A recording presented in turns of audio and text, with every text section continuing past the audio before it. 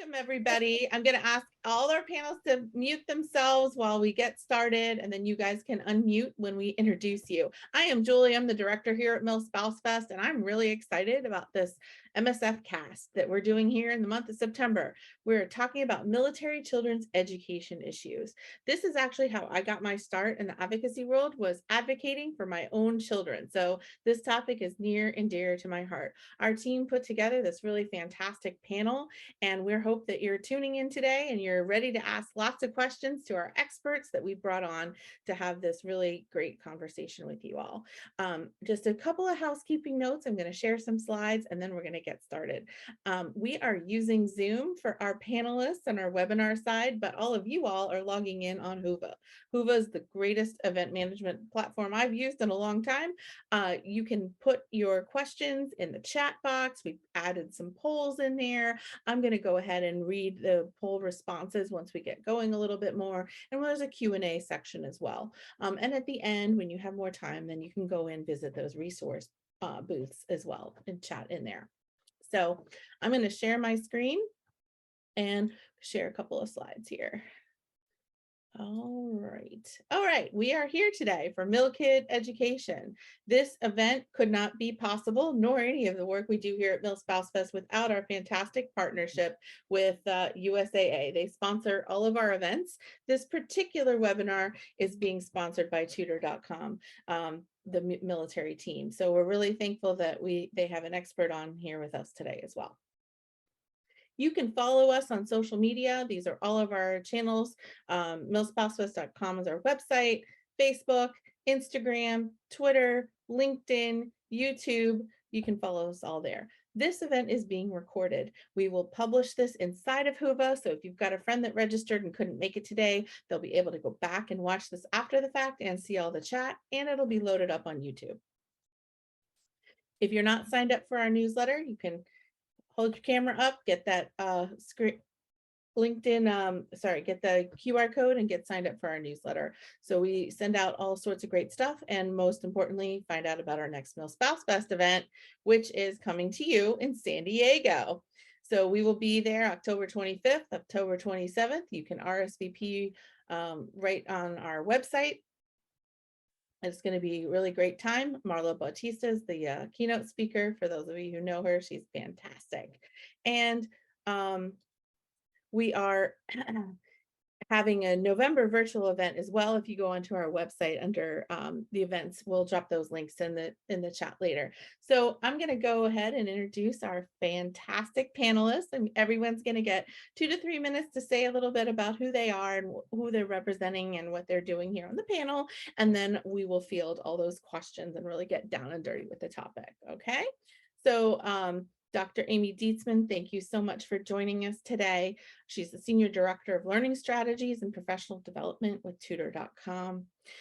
Michelle Norman, previous keynote speaker for MilSpouseFest last fall. She's the CEO of Partners in Promise, and she's going to tell you a little bit more about that, what that promise part means. Natalie Mack, she's a high school education consultant and community outreach with HSLDA, and that's the Homeschool Legal Defense Association. Did I get it right? Yes. Yay. And a new friend of mine, Kristen Acquah. She is a school liaison officer, and she is located at Fort Belvoir, which is around the corner from where I spent a lot of time. So I met her this summer at the Military Child Education Coalition Conference, and where actually most of us were there all together. So really great to have everyone here. So thanks again for our sponsors for helping us put on this fantastic conversation. So Amy, do you want to be first up? Sure, happy to. Hi, everybody. I am Amy Dietzman, Senior Director at Tutor.com. Just to let you know a little bit about my background, I started my my career in education as a high school English teacher, eventually worked for a school district in curriculum and instruction, then moved into teaching the higher ed level, and I taught teachers how to be teachers. So that's sort of my background. I love talking to military anybody in the military. I have had a crash course in military. I have been to 3 conferences this year and given some presentations about what tutor.com does with military. I'm certainly not an expert when it comes to all the acronyms y'all use, but I am learning fast. And I did see someone from Space Force. I just wanted to point that out. I thought that was a really exciting thing that happened to me a few months ago. But anyways, I am excited to talk with you all about how tutor.com supports the military students. In addition, how we support military spouses. So hopefully if anyone's looking for a part-time job that's really flexible with your schedule, we are always looking to hire military spouses. And I'll be happy to share that link with you while we're in this. Actually, some of my colleagues are on the call and maybe they can share the link on how you could apply. But I just want to plug in case this doesn't come up. We are right now really looking for K-12 math tutors, elementary math, most of all, but any K-12 math is something we need. And we also need writing tutors. So we're growing and expanding a lot. And so we need tutors. So if anybody's interested, hopefully you can find out more. But that's all I'm going to share about me. Thank you. Thank you so much. And Amy, did you know that one of our staff members used to be a tutor at tutor.com? Ah, oh, so you didn't know that. So anyway, I just had to drop that in there. no. So Mary, who's doing all the back end tech support to make this happen, she was a former tutor of tutor.com. So Neat. in-house expert. And my college student is currently using their account to get it through chemistry. So Excellent. Oh, that's great. okay, so we're going to have Michelle Norman up next. Hey, everybody. Thank you, Julie. And first of all, can I say how amazing it is? It's such an honor to be with these fantastic panelists today. They're all rock stars in the education world. So thank you so much for having me. Go Navy. So I had to throw that in there. We are, first of all, I am the executive director and founder of Partners in Promise. And as Julie had mentioned, Promise does stand for protecting the rights of military children in special education. And really, it was inspired by my daughter. We're a Navy family, a spouse for 27 years. I have 2 children. My daughter's 19. I have a son that's 13. And my daughter has multiple disabilities. And it's been a great, wonderful military adventure. But we had a lot of challenges when she started to get into her older elementary school years and moving with an IEP. It's just those transitions were really difficult. And so we noticed that we were not alone as a family experiencing issues with ensuring that she's receiving appropriate education.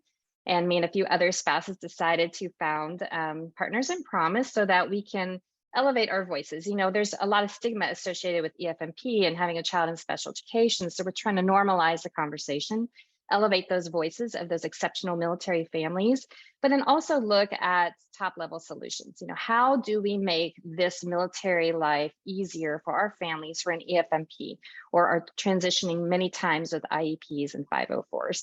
And we'll talk more about some of the resources that we have on our website at thepromiseact.org. We also have a survey because we found that we were underrepresented and undersurveyed in this community. And so we decided to kind of fill that gap and really look into and deep dive into what those transition issues are, what supports are working, what are not working, and how can we support them. So thank you again. I'm so excited to talk about special ed and IEPs and 504s. So looking forward to more of that in our discussion. Thanks, Julie. Thanks so much for being here, Michelle. And just a little spoiler, because I pulled up the poll results. We've got several questions going, and I figured it was a good time to share about this question that I put in there. Does your child or children receive special education services?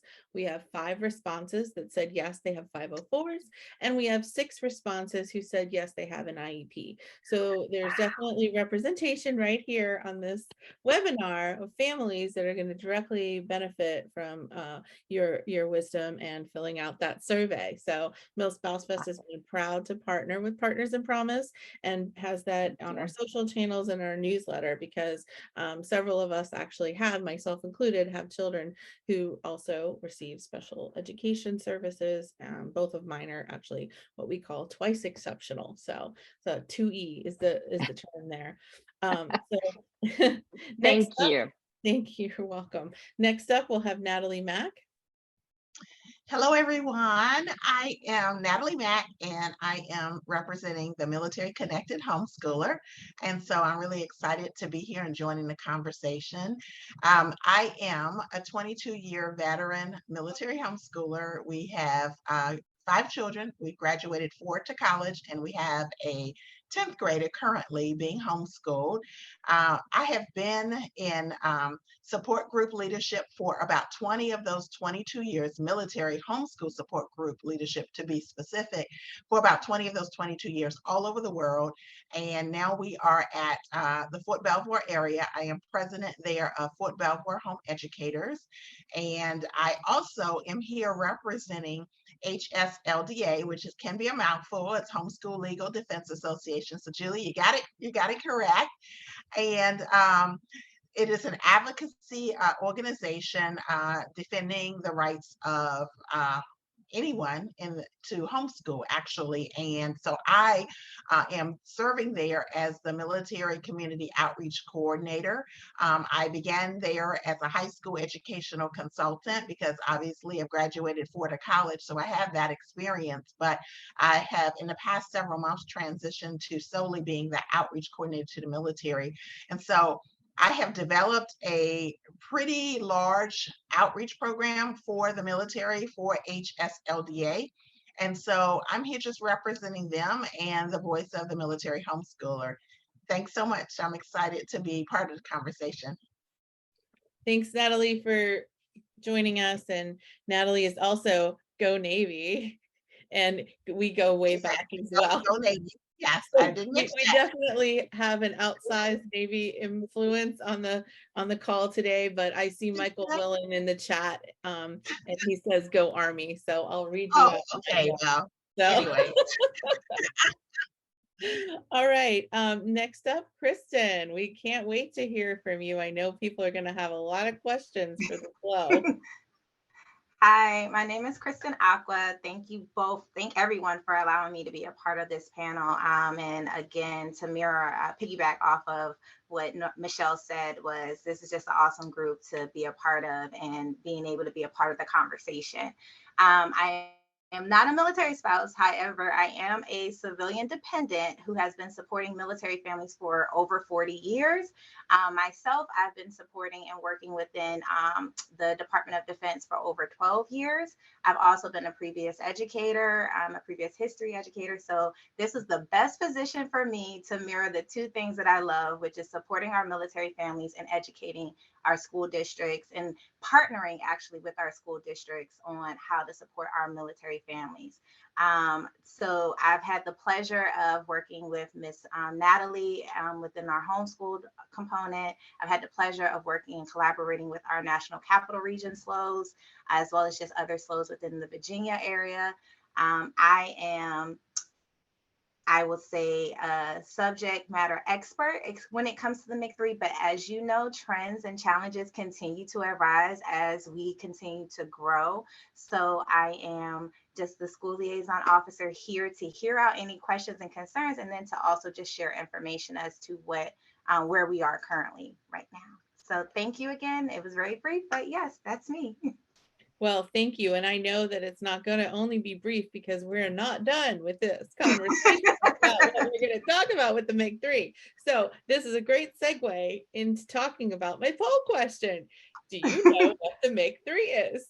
So in previous roles, Kristen, I don't know if you know this, I used to do training for the Virginia PTA and for our local units and about military family engagement.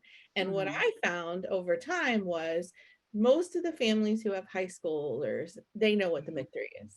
Yes. They don't know when their children are in elementary school. And so I had it my personal mission to start educating families earlier so they could then be prepared when they're doing their transitions. So there is a specific question for you in the Q&A we'll get to in a minute, but the poll results, ding, ding, ding. Do you know what the MIC3 is? 13 of 24 said yes, which means 11 said no. So it would be a good time for one of my team members to drop the link in the chat. And do you want to just give a high level overview of what the MIC3 is? Sure. So we all call it the MIC3, but it really is the Interstate Compact of Educational Opportunity for Military Children. So what that does and what that means to our families is it is a law that was adopted in 2015 by all 50 states that is removing those educational barriers for our military children, whether it's due to those ongoing transitions, as we know that's going to happen with PCS season, or deployment. So what the overview of that piece is and what it covers is the enrollment of your students. How do you go about that as in reference to each state, placement, eligibility, and those graduation requirements. So I know a lot of, like you said, Julie, a lot of families are aware of it in that secondary piece because their concern is their child going to graduate. And as we know, there's different courses, different requirements and things of that sort that can kind of put a hindrance to that, where the MIC3 came into play and was able to have on-time graduation for our seniors. But the biggest thing also is, we know, as far as enrollment, kindergarten age difference is also different from state to state. So in the state of Virginia, you have to be 5 by September 30th to be enrolled in kindergarten, whereas another state may have had a student that was enrolled at the age of 4. So what the MIC3 does cover and help is if that student was in kindergarten at the age of 4, that sending state, the receiving state has to accept them in the grade level that they're coming in. So that's just a quick overview about it. If you want to dive a little bit deeper, you could just let me know. Thank you so much. Absolutely. So I'm going to go ahead and read another poll, and I think Natalie, you might appreciate this one. So here, we just replace our spotlight here. So are your children in public, private, or homeschool? So predominant, not surprising, of the 31 responses, 27 of them are in public school, 3 in private, and 3 in homeschool. So you've got some other homeschool families here. So Awesome. do you want to share, like, what is, I know the question I get at that I see a lot is, like, people have, we talked about this preparing for this, right? They have decision paralysis and they don't know where to start. Somebody says, oh, my kid's having trouble, or I want to be able to have a more flexible schedule, but they don't know where to start. Like, what do you tell them if they're considering homeschooling and they just don't know where to go? Yeah, well, there's so many resources, and that's the challenge. I know, like you said, we've had that conversation about how to help families hone in on what's the most important research and where to go to get that immediacy. So it really just depends. I'm working with school liaison officers. I just got back from San Antonio speaking to the Department of the Air Force school liaison program managers, helping them be that resource. So that would be our first stop resource for a military family on installation, as we continue to provide that education to them so they can be an even better asset to the military families. And so also the organization that I represent, Homeschool Legal Defense Association, actually we serve military homeschoolers as well. And so I would say the biggest thing is just pretty much first finding out, depending upon the state that you are in, and this may border on another common question, Julie, right? About how do you know what law to follow? But that would be my first thing, is if you're considering homeschooling, you know what state you're physically in, right? And so you need to determine and find the law for that state. And that will kind of direct you the next step, which will probably be in most states to notify, however, whatever format they request you to notify. Some states are what we call no regulation, or very low regulation, like the state of Texas, where you don't have to notify the state that you are homeschooling. Whereas in New York, there's a lot more regulation. So it's really important for military homeschoolers to take a look. Where are you? Find the law. And that's what I'm working on, equipping the school liaison officers to be able to give that answer, as well as HSLDA. I can be contacted, obviously. So hopefully, in a nutshell, that answers it. No, it absolutely does. The one question that I've seen come up over the years is, what happens when you move in the middle of the year? How does that work? And obviously you just sort of touched on that. You've got to notify those different states that when you're leaving and where you're going to. But that's what I think one thing that trips people up. Yeah, it does trip people up. There is no official requirement to notify the state that you are leaving. It helps. Our state before Virginia was North Carolina, and about a month ago, I did get an email from North Carolina saying, "Hey, basically, where are you? Because you haven't sent any notification as the state of North Carolina requires every year." And I said, "I'm not, because I'm not there. I'm in Virginia." And so basically, they remove you, but there's no official requirement to notify the state. It's just nice to cover your tracks that way. But basically, once you are in a state for 30 days or more, that's pretty much the general guideline, is to notify that state. And so if you move mid-year, which we as military families, everyone doesn't move in that general time of the summertime, right? We always moved in October, but it was fine for us as homeschoolers. It didn't matter. And so we basically would have to notify the state if you're there within 30 days or more. Thank you so much. All right, Michelle, we have a really great question in the chat here that I know is going to be a good one for you. All right, let's do it. California stripped my son of 2 services by doing their own evaluation IEP. Is this allowed under the interstate compact? So there has been a lot of folks who have discussed transitioning and whether or not special education is really covered through the MIC-3. Because of the Individuals with Disabilities Education Act, or the IDEA, the states all have their individual ways of implementing that. And so it's complicated because each state has different rules on how they look at transitioning. I will say that some states, for instance, in Virginia, there is parental consent that was approved through their General Assembly. And so that means anytime you come into a new state that has parental consent, no changes can happen unless you agree to it. There are other states like California that don't have parental consent, or actually maybe they do. I don't remember specifically. I'd have to look at that. But I know, for instance, Maryland, they don't have parental consent. And so when you come into a new state like that and you have a disagreement, obviously you're supposed to have all comparable services when you first go to that state and that new school district. Comparable services should be the same of what you're coming in with that IEP. But what we have noticed, a lot of school districts realize that you're in a different environment, your child's in a new area, perhaps there are maybe unique changes to that IEP, but you can not sign the new changes and be stripped of those particular services if you feel that they were benefiting your child and still benefit in that new environment.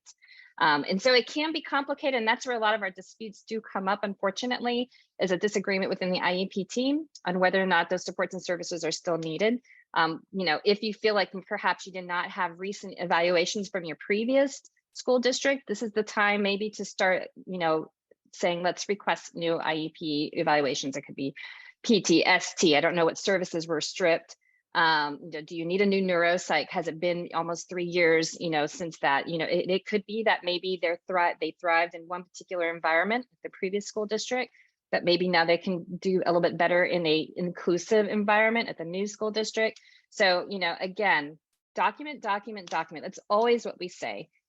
First thing, make sure that state has advanced enrollment. That's something that we tell people if they get those orders early on in the spring, and you know where you're going, find out if they are participating in advanced enrollment. So you can send those orders and the IEP ahead of time so that you know that they get into the hands of the school district as soon as possible.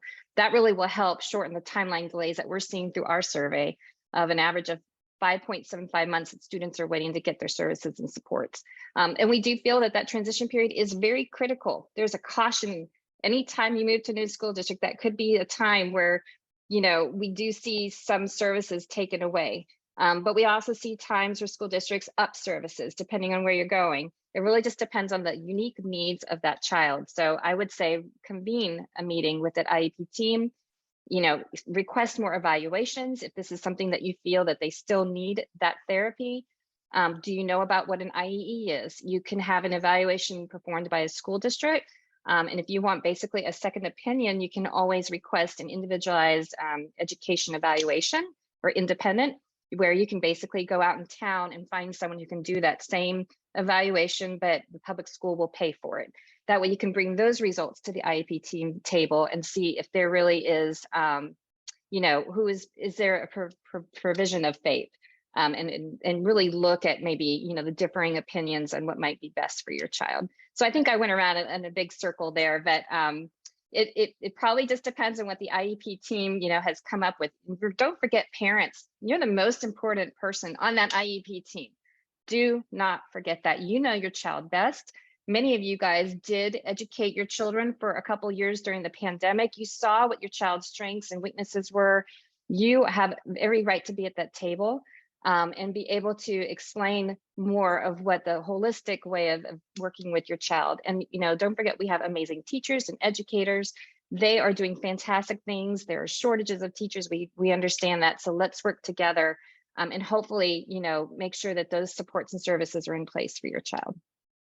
Thank you, Michelle. And we've got the DODA outreach, education outreach person, Kathleen, in the chat here. And she has shared that the California does have parental consent.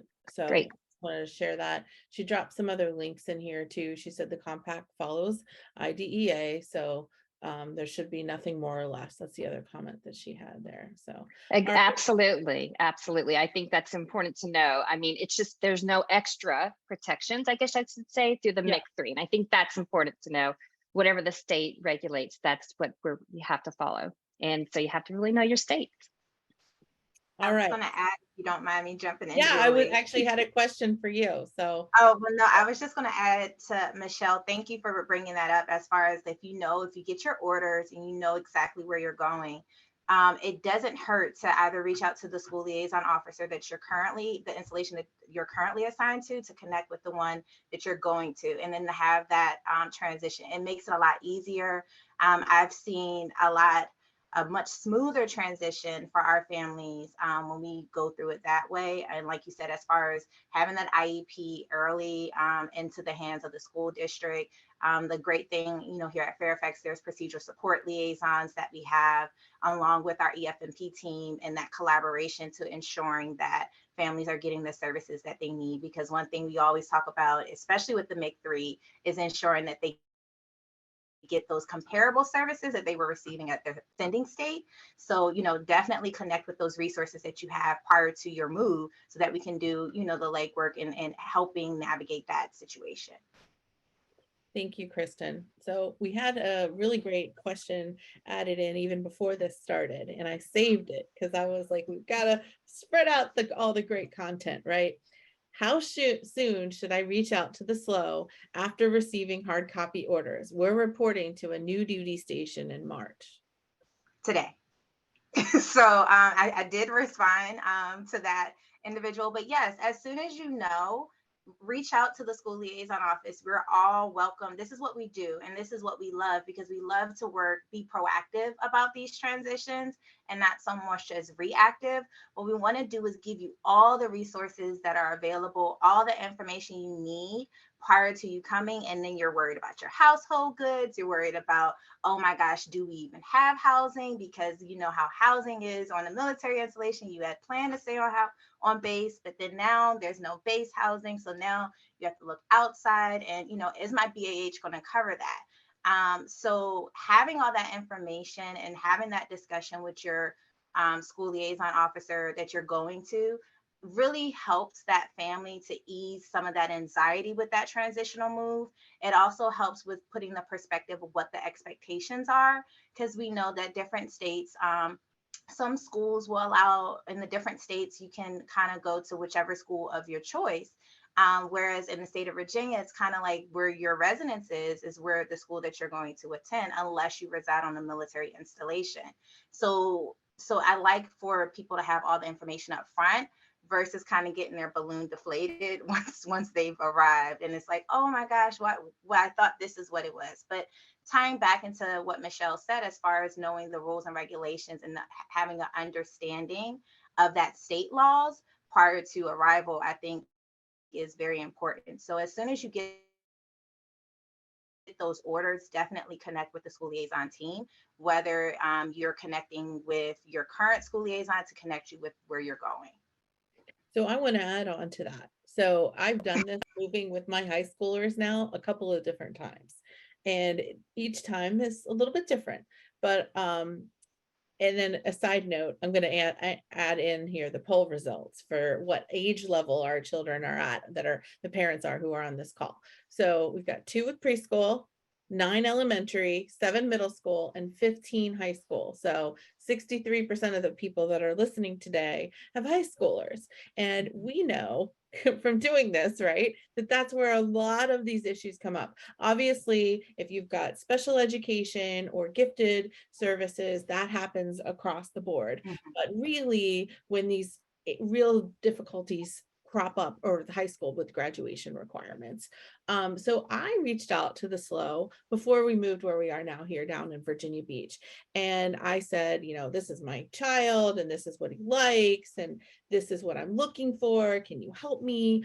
And it was interesting because we were looking at like, oh, there's a governor's school, there's a math and science academy, but they were restrictive and he really wasn't going to be able to join in as a junior. But she said, well, have you looked at this other program that they bus the kids all over? So because I wouldn't have known about that. It wasn't easy to find that information.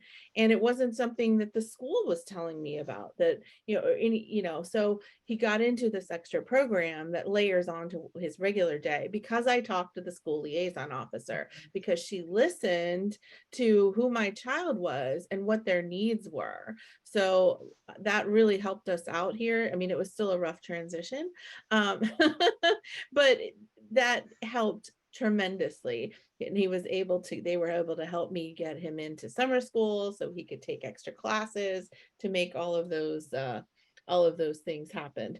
But that was my younger one. Like, I'd already done this once before and I still felt like I needed that help. So anyway, so props to you all for everything that you do to help make that all happen.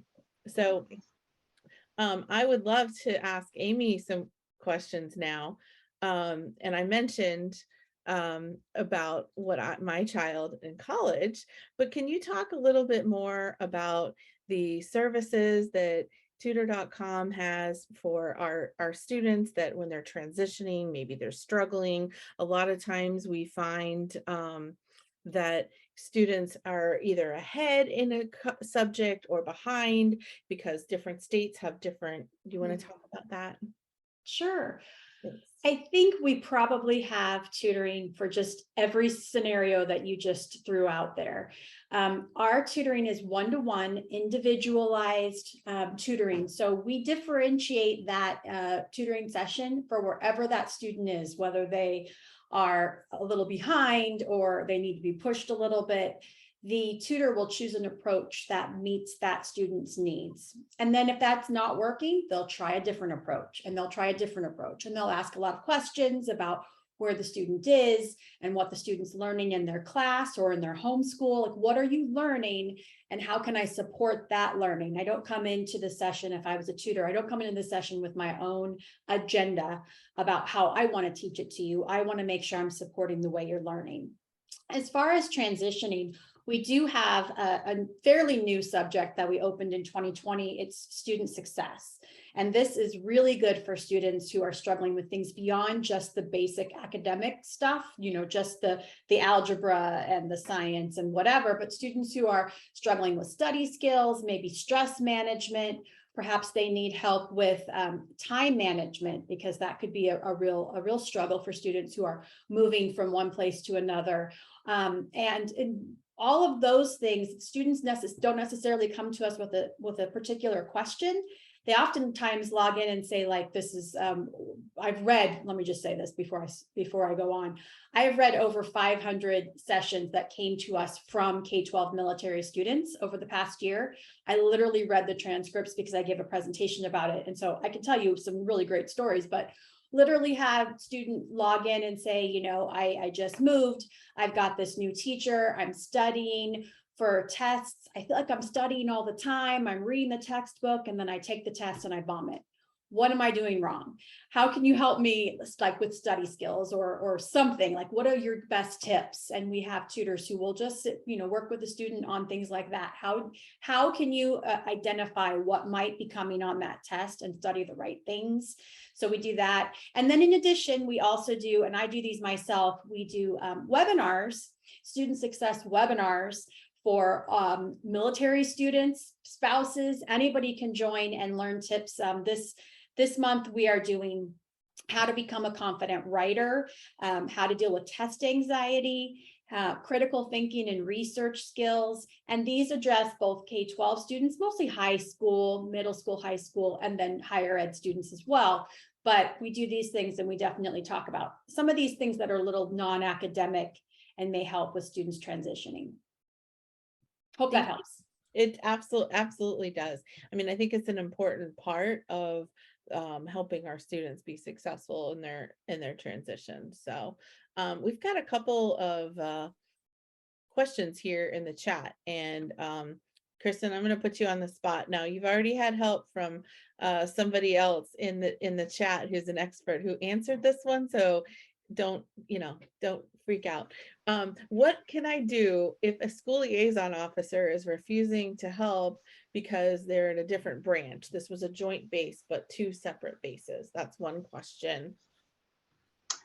So typically, from my experience, if the school liaison, they usually refer them to the other school liaison that should be able to assist the family. So if I'll say, for instance, Joint Base Meyer Henderson Hall, there's two school liaison officers that support that installation. One is Army, one is Marine.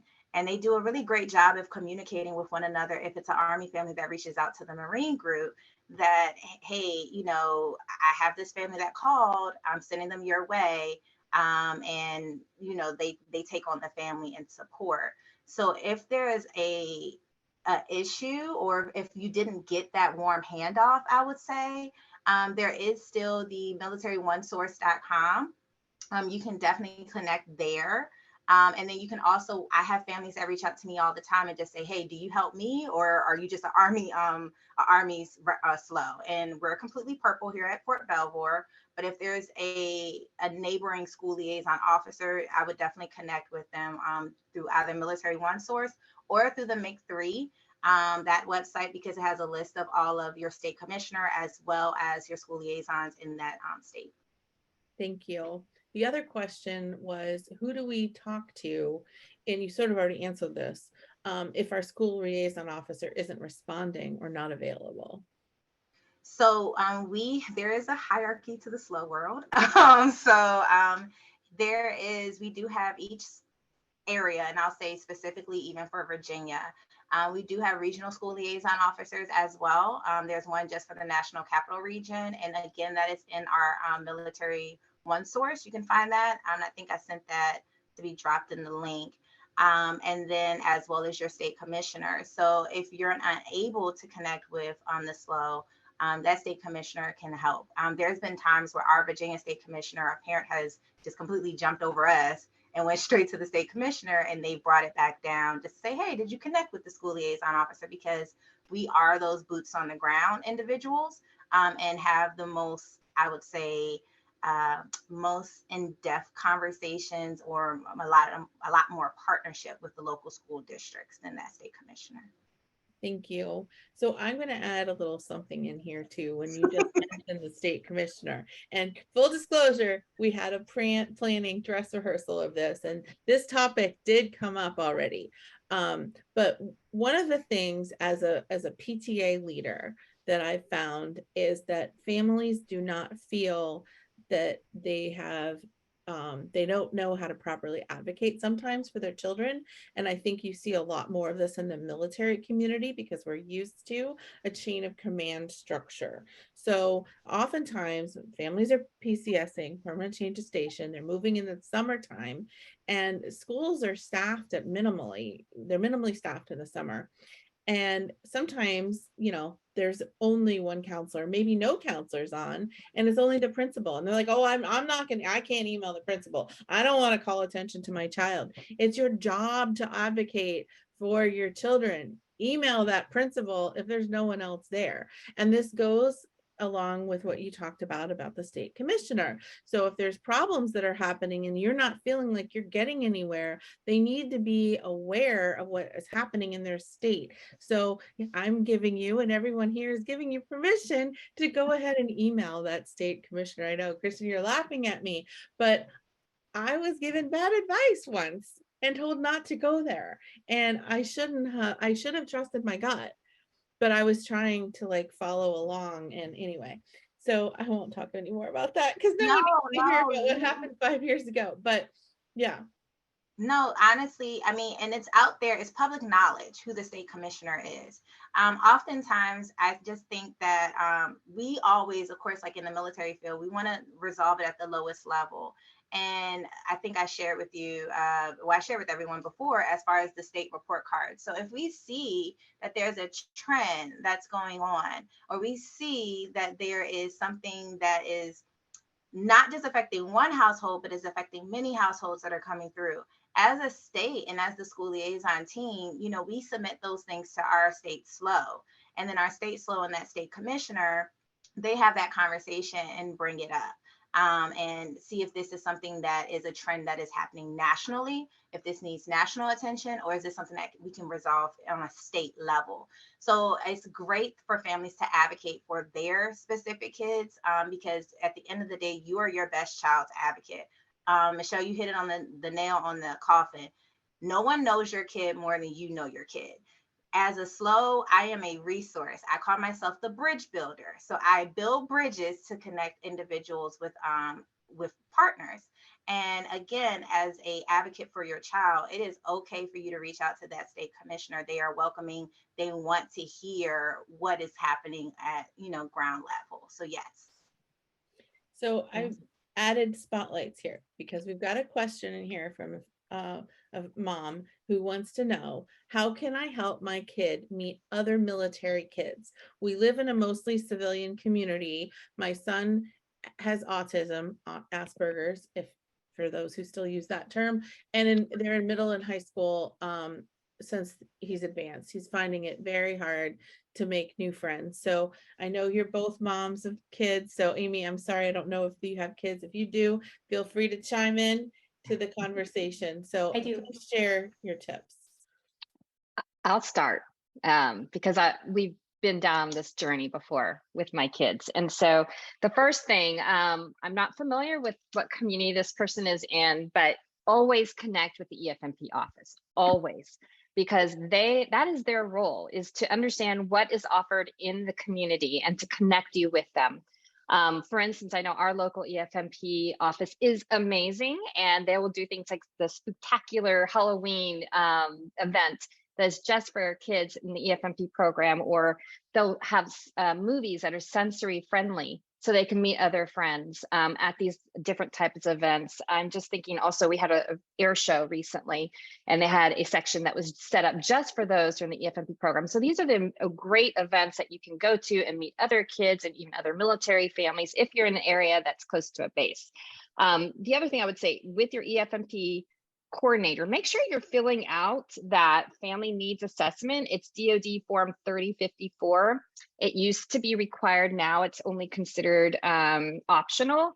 But what that does, it tells that case manager in EFMP what your needs are, and social and emotional, support or social outings are important to you. Put that on that form so that they can maybe help connect you. Because if they don't know, they're not going to be able to find out. If that resource is missing in that community and you're not the only family talking about it, then maybe they can work with the partners in the community to make that happen. I'm going to just talk about a few more things, Julie. This is my gig here. State Medicaid waivers. If they're in a state Medicaid waiver, there are programs through that where it helps other kids meet socially with those other parents. Also, there's the Department of Aging and Rehabilitative Services. My daughter this past summer went to an advocacy summer camp there with other seniors as well, preparing them for the next step of when they graduate. What are they going to do? They're going to go to work? Are they going to go to post-secondary education? Fantastic. Make sure you find out who your representative is in that state. Also, are you getting respite care through DoD? Is it through the Navy, the Air Force, or whatever? those folks, either the Easter Seals, I know the Planning Council here in Hampton Roads, they do also wonderful events in the community. So make sure that if you're not in the respite care program, get into it. I know there may be wait lists, but it's so important to make sure that you are taken care of and that you have time to fill your cup again and make sure that you have the energy to care give. And then last thing, that civilian groups are out there. I know locally here, I can think of two, Social Butterflies and Inside Out Learners. They have social events every 2 weeks for students to just socialize. They'll provide pizza. You pay maybe $25 in some of these cases just to go for 2 hours. It's fantastic. It's a way to build those skills.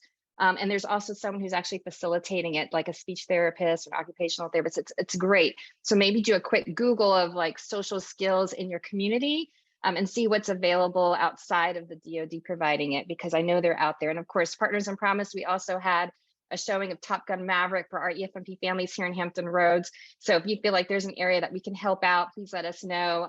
We try to get in our community and do some outreach. But if this is an area that you see lacking, reach out to us and maybe we can help.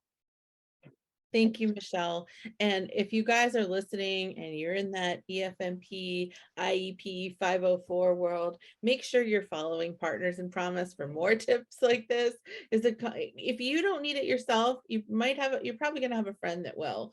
One of our, in the chat here, there's conversation about, oh, I don't know what I need to know. I'm a younger child, not in school yet. What do I need to do for overseas transition, that sort of thing. So their questions are being answered, but this is a question that came in that is near and dear to my heart. And this is, yes. If you don't mind, if I just add in real quick. So I just wanted to add in as far as Purple Star Schools, because it's large and grand in Virginia, and I know it is large and grand in other states. And the biggest component that a school has to have is to have that welcoming environment. I've had the pleasure of working directly with the district office at Fairfax and doing a student ambassador program for Fairfax to creating that welcoming environment for schools. So I just wanted to put that out there, just because if there is a family that is looking and your child is in public school and you're trying to figure out, how do I get involved? What's the expectation? Where does my child go to school? What needs to happen? How are they going to know where the bathrooms are? Are they going to have a friend? Is there going to be a lunch buddy? Are they going to be by themselves for recess? All those questions, as even me, I had the same thing on the first day of my kids' school. Are they going to be okay?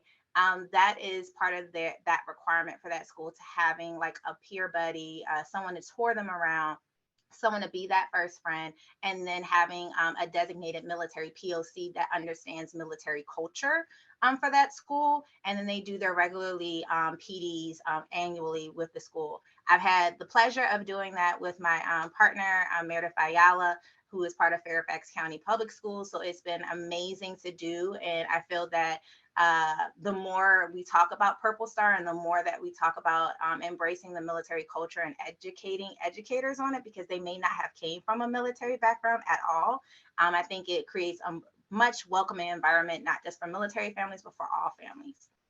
Thank you so much for talking about that. That was on my list of things to talk about, which is actually kind of funny. Sorry, I jumped the gun. I'm sorry. No, it's good. I love that came from you. That's actually how I met Meredith, was at a Purple Star school, and the school that we were at together was the first Purple Star high school in Northern Virginia, actually. So shout out to Hayfield there.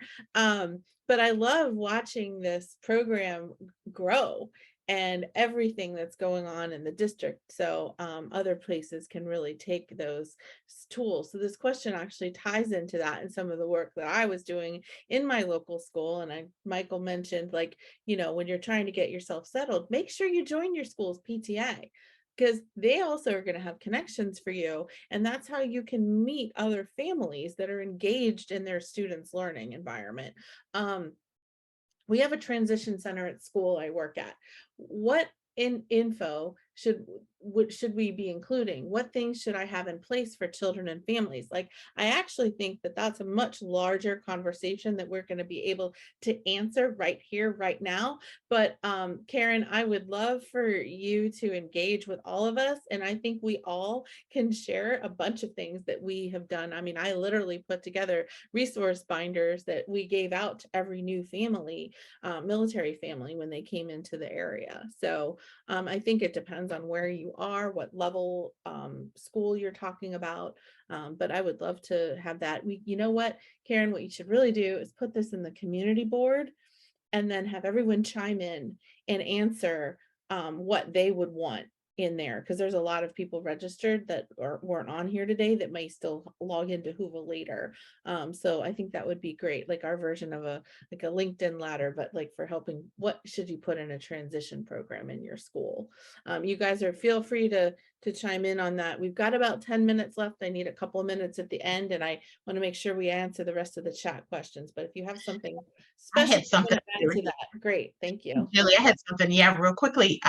It's interesting, this conversation, and just to bring awareness that a lot of what we're just recently talking about is mirrored in the homeschool community. It looks differently, but it's basically the same thing because we're still military connected. So that means we're PCSing and we're having to find new community, and we're having to go through those transitions. And so a lot of military families are homeschooling because they don't want that transition of the new school, the new teacher.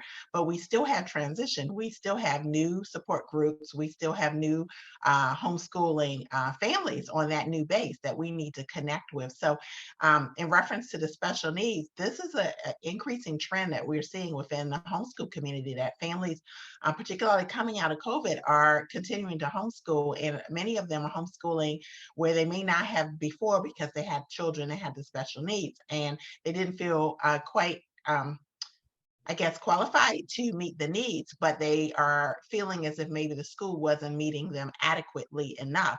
So they're taking this, they're diverting away from traditional education, coming into homeschooling. And so, which is interesting, because what's on my heart is to become, have that conversation a little bit more in the homeschool community about how to welcome in these families whose children have special needs. And it's very scary a lot of times, I've been told, to come to a new support group as as a homeschooler with a child who has special needs. Families aren't really sure how they are going to be received. And so it's really interesting to see the same conversation that's happening, and it needs to be had even more. But I share this because we're really not that different. We're all focused on the military connected child and supporting the family's choice for education, but we're still trying to arrive at the same destination. And so it's really important that those that don't homeschool know that some of these things are occurring in the homeschool community as well. And so I just wanted to add that facet, just kind of for information purposes. No, I think that's really like what we're talking about here is just general support, right? So, and I think, with a lot of things that are going on in the world right now, like recognizing what we have in common, and that we are really stronger when we work together. And I've said this before, but we all know military spouses are our own best resource, right? That's why I like to do these panel discussions. And so if you're logged in today and you're listening, make sure you drop into the resources here in our exhibitors booths. I want to give a shout out to everyone who that joined and is answering all these questions. Not everyone is on the panel that has a booth. So we've got tutor.com, obviously, Blue Star Families, Laura Torres, we've got HSLDA, we've got Military Child Education Coalition. So, and they are a national sponsor of the Purple Star program that we talked about, Partners in Promise, and the Barry Robinson Center. So those are for students who need extra mental health support. So please go and visit them and ask those questions directly in the booth. So you can reach out to everyone and get one-on-one help actually right through there. So I don't see any other burning questions in the chat, but this is just the start, right? So like reach out to your community, go to your PTA meetings, talk to other military parents, reach out to your SLO. This is how it starts. So hopefully, you know, you've been armed with some more tools in your tool belt to help support your children when you're with your next PCS. A lot of times we start out in this military life and we think it's only going to be a few years, or I'm not going to have kids, and your situation changes and you're looking at 27 years and you've got 2 kids. And you know, like some of us have older children now. I've got one in college and one in high school, but I've moved many times with them, and every move is different. And when you think you know everything, you don't. And some new situation is going to arise, but being armed with information. And so that's why I'm really glad that we've got all of this in the chat. So anybody, you can share this with your friends who couldn't join you today, and they will be able to read the chat if they're in Hoover. Like I mentioned, this will be recorded and we'll be sharing this out. Are there any parting thoughts from anybody before I share my last little goodbyes? So I want to remind everyone, all the folks out there that are a part of the EFMP program, or if your child is in special education, Partners in Promise has our annual military special education and EFMP survey live right now. And it only takes 5-10 minutes, depending if you want to put some extra quotes in there. But we really want to hear from you. We want to know what your experiences have been like. I see Mary in the chat there. You know, how has the process been going with your overseas screening with a child in EFMP and you're new to it? This is the great opportunity to give us some feedback so that we can advocate for you and extra supports, maybe, you know, be able to craft some additional resources for you folks, and then also see if there's anything on the larger scale that we can, you know, advise for in the future. So please take it. It's at thepromiseact.org. I know MilSpouseFest is doing a fantastic job. Thank you, and sharing it for us. And we just hope to also, this year's new, we are opening it up to those who serve our families, who are providers, educators, SLOs, administrators, you know, any therapist that may work with a military connected child, even, you know, the coordinators at EFMP, please forward it to them. If you think that that's something that you have that, you know, email for the EFMP office, forward it to them. We want to hear how it's going for them so that we can support them as they support our families. That's really where we're going to. So thank you for letting me do that little quick plug. Absolutely. And I can't wait to see the results. So Amy, do you have any parting thoughts? I don't. Just thank you for having me and allowing me to talk a little bit about tutor.com. That's it. Well, we appreciate your sponsorship of MilSpouseFest and the support of this webinar. I'm going to try to share my screen again because I wasn't able to get the information that I wanted earlier. One of my screens didn't pop. So now you should see it. So this event, we launched the tickets for, this is coming up in November. So this event is going to be virtual, and everyone around the globe can chime in here. So there's 2 events. So you can go under our website and register. It's going to be featuring MilSpouse comedian Ashley Guttermuth. She's so funny. I don't know if you guys follow her on social media. So I just wanted to give her a shout out and hope that this event really, I'm looking forward to having these hearing what she has to say. So we're doing it during Military Family Appreciation Month. And we thought, what better way than to hear and laugh about our own lifestyle. So thanks again to USAA and tutor.com for this. And I look forward to continuing to be connected with all of you.